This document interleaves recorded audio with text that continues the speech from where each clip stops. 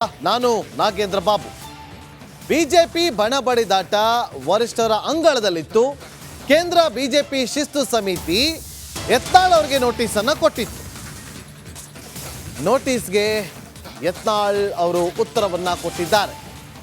9 ಪುಟಗಳ ಉತ್ತರವನ್ನ ಕೊಟ್ಟಿರುವ ಶಾಸಕ ಬಸನಗೌಡ ಪಾಟೀಲ್ ಯತ್ನಾಳ್ ಕೇಂದ್ರ ಶಿಸ್ತು ಸಮಿತಿ ಕೊಟ್ಟ ನೋಟಿಸ್ಗೆ ಉತ್ತರವನ್ನ ಕೊಟ್ಟಿದ್ದಾರೆ. ಕಳೆದ ಫೆಬ್ರವರಿ 10ನೇ ತಾರೀಕಂದು ಯತ್ನಾಳ್ ಅವರಿಗೆ ಕೇಂದ್ರ ಶಿಸ್ತು ಸಮಿತಿ ನೋಟಿಸ್ ಅನ್ನ ಕೊಟ್ಟಿತ್ತು. ಮುಂದಿನ 72 ಗಂಟೆ ಒಳಗೆ ನೋಟಿಸ್ಗೆ ಉತ್ತರವನ್ನ ಕೊಡಬೇಕು ಅಂತ ಹೇಳಿ ಕೇಂದ್ರ ಶಿಸ್ತು ಸಮಿತಿ ಕೊಟ್ಟಂತ ನೋಟಿಸ್ಗೆ 9 ಪುಟಗಳ ಉತ್ತರವನ್ನ ಕೊಟ್ಟಿರುವಂತಹ ಶಾಸಕ ಬಸನಗೌಡ ಪಾಟೀಲ್ ಯತ್ನಾಳ್ ಅವರು. ಇನ್ನು ರಾಜ್ಯ ಬಿಜೆಪಿಯಲ್ಲಿ ಸಾಕಷ್ಟು ಸಮಸ್ಯೆಗಳು ಇದೆ ಅಂತೇಳಿ ಆ ಉತ್ತರದಲ್ಲಿದೆ. ಅನೇಕರು ಪಕ್ಷ ವಿರೋಧಿ ಚಟುವಟಿಕೆಯನ್ನ ಮಾಡ್ತಿದ್ದಾರೆ. ಖಾರವಾಗಿ ಪ್ರತಿಕ್ರಿಯೆ ಕೊಟ್ಟಿದ್ದಾರೆ ಶಿಸ್ತು ಸಮಿತಿ ನೋಟಿಸ್ಗೆ ಯತ್ನಾಳ್ ಅವರು. ಬೇರೆಯವರು ಕಣ್ಣಿಗೆ ಕಾಣುವಂತೆ ತಪ್ಪುಗಳನ್ನು ಮಾಡ್ತಿದ್ದಾರೆ. ವಿಜೇಂದ್ರ ಹೇಳಿದ್ದಕ್ಕೆ ನನಗೆ ನೋಟಿಸನ್ನು ಕೊಟ್ಟಿದ್ದೀರಾ ಅಂತೇಳಿ ಪ್ರಶ್ನೆಯನ್ನು ಕೂಡ ಮಾಡಿದ್ದಾರೆ. ನೋಟಿಸ್ಗೆ ಮರು ಪ್ರಶ್ನೆಯನ್ನ ಮಾಡಿದ್ದಾರೆ ಯತ್ನಾಳ್ ಅವರು. 9 ಪುಟಗಳಲ್ಲಿ ಖಾರವಾಗಿ ಉತ್ತರವನ್ನ ಕೊಟ್ಟಿದ್ದಾರೆ ಅನ್ನೋ ಎಕ್ಸ್ಕ್ಲೂಸಿವ್ ಮಾಹಿತಿ ರಿಪಬ್ಲಿಕ್ ಕನ್ನಡಕ್ಕೆ ಲಭ್ಯವಾಗಿದೆ.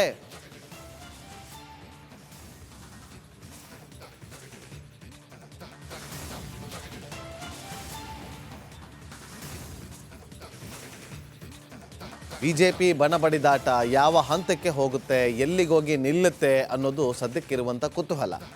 ರಾಜ್ಯಾಧ್ಯಕ್ಷರ ಬದಲಾವಣೆ ಮಾಡಬೇಕು ಅನ್ನೋದು ಇವರ ಕೂಗು, ಇವರ ಆಗ್ರಹ. ಆದರೆ ಇದು ಆಗುತ್ತಾ ಇಲ್ವಾ ವರಿಷ್ಠರ ಮುಂದೆ ಅಷ್ಟು ಸುಲಭನ? ಒಂದು ವೀಕ್ಷಕರೇ, ರಾಜ್ಯಾಧ್ಯಕ್ಷರಾಗಿರುವಂಥ ವಿಜೇಂದ್ರ ಅವರಿಗೆ ಸೆಕೆಂಡ್ ಟರ್ಮ್ ಕೊಡ್ತಾರೆ ಅನ್ನೋ ಮಾತಿದೆ. ಆದರೆ ಇದರ ನಡುವೆ ಇನ್ನ 2 ಹೆಸರು ಕೂಡ ರೇಸಲ್ಲಿದೆ. ಬೊಮ್ಮಾಯಿ ಅವರ ಹೆಸರು ರೇಸಲ್ಲಿದೆ. ತುಂಬ ಜನರ ಹೆಸರು ಕೂಡ ರೇಸಲ್ಲಿ ಬರ್ತಾ ಇದೆ. ಆದರೆ ಯಾರಿಗೆ ಕೊಡ್ತಾರೆ ಅಥವಾ ಇವ್ರನ್ನೇ ಕಂಟಿನ್ಯೂ ಮಾಡ್ತಾರಾ? ವರಿಷ್ಠರ ಲೆಕ್ಕಾಚಾರಗಳೇನು? ಯಾವ ಆಧಾರದಲ್ಲಿ ಕೊಡ್ತಾರೆ? ಅವರನ್ನ ಕೆಳಗಿಳಿಸಿದ್ರೆ ಲಿಂಗಾಯತ ಸಮುದಾಯದವರು ನಮ್ಮಿಂದ ದೂರ ಆಗ್ಬಿಡ್ತಾರಾ? ಇದೆಲ್ಲವೂ ಕೂಡ ಚರ್ಚೆಗಳಾಗ್ತದೆ. ಯಡಿಯೂರಪ್ಪ ಅವರೇನು ಸುಮ್ಮನೆ ಕೂರ್ತಾರಾ? ಇದೆಲ್ಲ ಇದೆ, ಒಂದಷ್ಟು ಪಾಯಿಂಟ್ಗಳಿದೆ. ಹೈಕಮಾಂಡ್ ಕೊಟ್ಟಂಥ ನೋಟಿಸ್ಗೆ 9 ಪುಟಗಳ ನೋಟಿಸನ್ನು ಕೊಟ್ಟಿರುವಂಥ ಯತ್ನಾಳ್ ಅವರು ಆ 9 ಪುಟಗಳ ಉತ್ತರದಲ್ಲಿ ಒಂದಷ್ಟು ಅಂಶಗಳನ್ನು ನಿಮ್ಮ ಮುಂದೆ ಇಡುವಂಥ ಪ್ರಯತ್ನವನ್ನು ಮಾಡ್ತಾ ಇದ್ದೀವಿ. ಅನೇಕರು ಪಕ್ಷ ವಿರೋಧಿ ಚಟುವಟಿಕೆಯನ್ನು ಮಾಡ್ತಿದ್ದಾರೆ, ಅದು ಕಾಣಿಸ್ತಾ ಇದೆ. ರಾಜ್ಯಾಧ್ಯಕ್ಷ ಆಗಿ ಯಾರನ್ನೂ ಪ್ರಶ್ನೆ ಮಾಡ್ತಾ ಇಲ್ಲ ವಿಜೇಂದ್ರ ಅವರು. ರಾಜ್ಯಾಧ್ಯಕ್ಷರು ಪ್ರಶ್ನೆ ಮಾಡಬೇಕು, ಅವ್ರು ಮಾಡ್ತಾ ಇಲ್ಲ. ನಾನು ಮಾತಾಡಿದ್ದಕ್ಕೆ ನೋಟಿಸನ್ನು ಕೊಡಲು ಹೇಳಿದ್ದಾರೆ, ಯಾಕೆ ನಿಮಗೂ ಅವರೇ ಹೇಳಿದ್ರ ಅಂತೇಳಿ ಪ್ರಶ್ನೆಯನ್ನು ಮಾಡಿದ್ದಾರೆ. ವಿಜೇಂದ್ರ ವಿರುದ್ಧ ಪಕ್ಷದ ಅನೇಕರು ತಿರುಗಿ ಬಿದ್ದಿದ್ದಾರೆ. ಬೇರೆಯವರ ಆರೋಪಗಳಿಗೆ ಯಾರು ಯಾಕೆ ಪ್ರಶ್ನೆಗಳನ್ನು ಮಾಡ್ತಾ ಇಲ್ಲ? ನನಗೆ ಯಾಕೆ ನೋಟಿಸನ್ನು ಕೊಟ್ಟಿದ್ದೀರಿ? ವಿರೋಧಿ ಚಟುವಟಿಕೆಯಲ್ಲಿ ಎಸ್ ಟಿ ಸೋಮಶೇಖರ್ ಅವರಿದ್ದಾರೆ, ಶಿವರಾಮ್ ಹೆಬ್ಬಾರ್ ಅವರಿದ್ದಾರೆ, ಅವ್ರಿಗೆ ಯಾಕೆ ನೋಟಿಸ್ ಕೊಟ್ಟಿಲ್ಲ? ಅವರ ವಿರುದ್ಧ ಕ್ರಮ ತೆಗೆದುಕೊಳ್ಳುವ ನೈತಿಕ ಸ್ಥೈರ್ಯ ಇಲ್ವಾ ಅಂತೇಳಿ ಪ್ರಶ್ನೆಯನ್ನು ಮಾಡಿದ್ದಾರೆ. ರಾಜ್ಯಸಭಾ ಎಲೆಕ್ಷನ್ನಲ್ಲಿ ಅಡ್ಡ ಮತದಾನ ಮಾಡಿದ್ರು, ಕ್ರಮ ಯಾಕೆ ತಗೊಂಡಿಲ್ಲ? ನೋಡಿ ಅವರ ಪಾಯಿಂಟ್ಗಳು. ನಾನು ಯಾವತ್ತೂ ಕೂಡ ಪಕ್ಷದ ವಿರುದ್ಧವಾಗಿ ನಡೆದುಕೊಂಡಿಲ್ಲ, ನಡೆದುಕೊಳ್ಳೋನೂ ಅಲ್ಲ. ಪಕ್ಷದ 75% ನಾಯಕರು ರಾಜ್ಯಾಧ್ಯಕ್ಷ ವಿಜೇಂದ್ರ ಅವರ ವಿರುದ್ಧವಾಗಿದ್ದಾರೆ. ರಾಜ್ಯಾಧ್ಯಕ್ಷ ಬದಲಾವಣೆ ಮಾಡೋದಷ್ಟೇ ನಮ್ಮ ಬೇಡಿಕೆ.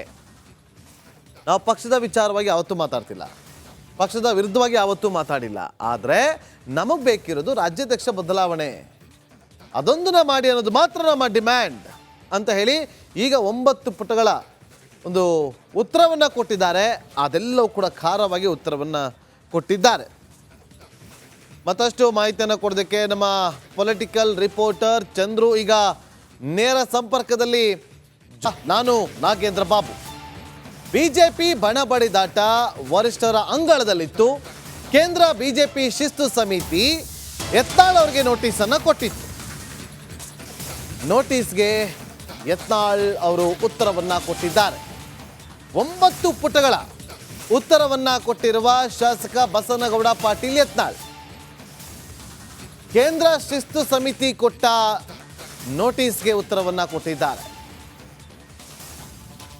ಕಳೆದ ಫೆಬ್ರವರಿ 10ನೇ ತಾರೀಕಂದು ಯತ್ನಾಳ್ ಅವರಿಗೆ ಕೇಂದ್ರ ಶಿಸ್ತು ಸಮಿತಿ ನೋಟಿಸನ್ನು ಕೊಟ್ಟಿತ್ತು.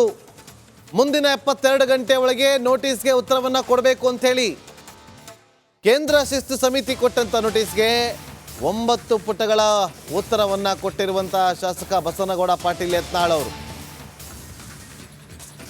ಇನ್ನು ರಾಜ್ಯ ಬಿಜೆಪಿಯಲ್ಲಿ ಸಾಕಷ್ಟು ಸಮಸ್ಯೆಗಳು ಇದೆ ಅಂತೇಳಿ ಆ ಉತ್ತರದಲ್ಲಿದೆ. ಅನೇಕರು ಪಕ್ಷ ವಿರೋಧಿ ಚಟುವಟಿಕೆಯನ್ನು ಮಾಡ್ತಿದ್ದಾರೆ.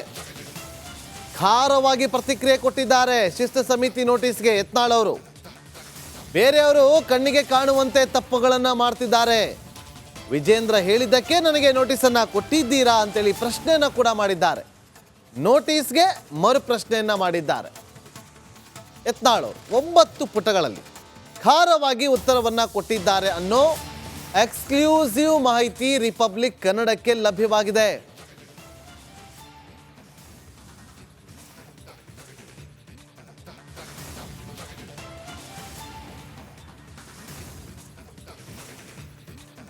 ಬಿಜೆಪಿ ಬಣಬಡಿದಾಟ ಯಾವ ಹಂತಕ್ಕೆ ಹೋಗುತ್ತೆ, ಎಲ್ಲಿಗೋಗಿ ನಿಲ್ಲುತ್ತೆ ಅನ್ನೋದು ಸದ್ಯಕ್ಕಿರುವಂಥ ಕುತೂಹಲ. ರಾಜ್ಯಾಧ್ಯಕ್ಷರ ಬದಲಾವಣೆ ಮಾಡಬೇಕು ಅನ್ನೋದು ಇವರ ಕೂಗು, ಇವರ ಆಗ್ರಹ. ಆದರೆ ಇದು ಆಗುತ್ತಾ ಇಲ್ವಾ ವರಿಷ್ಠರ ಮುಂದೆ ಅಷ್ಟು ಸುಲಭನ? ಒಂದು ವೀಕ್ಷಕರೇ, ರಾಜ್ಯಾಧ್ಯಕ್ಷರಾಗಿರುವಂಥ ವಿಜೇಂದ್ರ ಅವರಿಗೆ ಸೆಕೆಂಡ್ ಟರ್ಮ್ ಕೊಡ್ತಾರೆ ಅನ್ನೋ ಮಾತಿದೆ. ಆದರೆ ಇದರ ನಡುವೆ ಇನ್ನ ಇಬ್ಬರ ಹೆಸರು ಕೂಡ ರೇಸಲ್ಲಿದೆ. ಬೊಮ್ಮಾಯಿ ಅವರ ಹೆಸರು ರೇಸಲ್ಲಿದೆ, ತುಂಬ ಜನರ ಹೆಸರು ಕೂಡ ರೇಸಲ್ಲಿ ಬರ್ತಾ ಇದೆ. ಆದರೆ ಯಾರಿಗೆ ಕೊಡ್ತಾರೆ ಅಥವಾ ಇವ್ರನ್ನೇ ಕಂಟಿನ್ಯೂ ಮಾಡ್ತಾರಾ? ವರಿಷ್ಠರ ಲೆಕ್ಕಾಚಾರಗಳೇನು? ಯಾವ ಆಧಾರದಲ್ಲಿ ಕೊಡ್ತಾರೆ? ಅವರನ್ನ ಕೆಳಗಿಳಿಸಿದ್ರೆ ಲಿಂಗಾಯತ ಸಮುದಾಯದವರು ನಮ್ಮಿಂದ ದೂರ ಆಗ್ಬಿಡ್ತಾರಾ? ಇದೆಲ್ಲವೂ ಕೂಡ ಚರ್ಚೆಗಳಾಗ್ತದೆ. ಯಡಿಯೂರಪ್ಪ ಅವರೇನು ಸುಮ್ಮನೆ ಕೂರ್ತಾರಾ? ಇದೆಲ್ಲ ಇದೆ, ಒಂದಷ್ಟು ಪಾಯಿಂಟ್ಗಳಿದೆ. ಹೈಕಮಾಂಡ್ ಕೊಟ್ಟಂಥ ನೋಟಿಸ್ಗೆ 9 ಪುಟಗಳ ನೋಟಿಸನ್ನು ಕೊಟ್ಟಿರುವಂಥ ಯತ್ನಾಳ್ ಅವರು ಆ 9 ಪುಟಗಳ ಉತ್ತರದಲ್ಲಿ ಒಂದಷ್ಟು ಅಂಶಗಳನ್ನು ನಿಮ್ಮ ಮುಂದೆ ಇಡುವಂಥ ಪ್ರಯತ್ನವನ್ನು ಮಾಡ್ತಾ ಇದ್ದೀವಿ. ಅನೇಕರು ಪಕ್ಷ ವಿರೋಧಿ ಚಟುವಟಿಕೆಯನ್ನು ಮಾಡ್ತಿದ್ದಾರೆ, ಅದು ಕಾಣಿಸ್ತಾ ಇದೆ. ರಾಜ್ಯಾಧ್ಯಕ್ಷ ಆಗಿ ಯಾರನ್ನೂ ಪ್ರಶ್ನೆ ಮಾಡ್ತಾ ಇಲ್ಲ ವಿಜೇಂದ್ರ ಅವರು. ರಾಜ್ಯಾಧ್ಯಕ್ಷರು ಪ್ರಶ್ನೆ ಮಾಡಬೇಕು, ಅವ್ರು ಮಾಡ್ತಾ ಇಲ್ಲ. ನಾನು ಮಾತಾಡಿದ್ದಕ್ಕೆ ನೋಟಿಸನ್ನು ಕೊಡಲು ಹೇಳಿದ್ದಾರೆ, ಯಾಕೆ ನಿಮಗೂ ಅವರೇ ಹೇಳಿದ್ರ ಅಂತೇಳಿ ಪ್ರಶ್ನೆಯನ್ನು ಮಾಡಿದ್ದಾರೆ. ವಿಜೇಂದ್ರ ವಿರುದ್ಧ ಪಕ್ಷದ ಅನೇಕರು ತಿರುಗಿ ಬಿದ್ದಿದ್ದಾರೆ. ಬೇರೆಯವರ ಆರೋಪಗಳಿಗೆ ಯಾರು ಯಾಕೆ ಪ್ರಶ್ನೆಗಳನ್ನು ಮಾಡ್ತಾ ಇಲ್ಲ? ನನಗೆ ಯಾಕೆ ನೋಟಿಸನ್ನು ಕೊಟ್ಟಿದ್ದೀರಿ? ವಿರೋಧಿ ಚಟುವಟಿಕೆಯಲ್ಲಿ ಎಸ್ ಟಿ ಸೋಮಶೇಖರ್ ಅವರಿದ್ದಾರೆ, ಶಿವರಾಮ್ ಹೆಬ್ಬಾರ್ ಅವರಿದ್ದಾರೆ, ಅವ್ರಿಗೆ ಯಾಕೆ ನೋಟಿಸ್ ಕೊಟ್ಟಿಲ್ಲ? ಅವರ ವಿರುದ್ಧ ಕ್ರಮ ತೆಗೆದುಕೊಳ್ಳುವ ನೈತಿಕ ಸ್ಥೈರ್ಯ ಇಲ್ವಾ ಅಂತೇಳಿ ಪ್ರಶ್ನೆಯನ್ನು ಮಾಡಿದ್ದಾರೆ.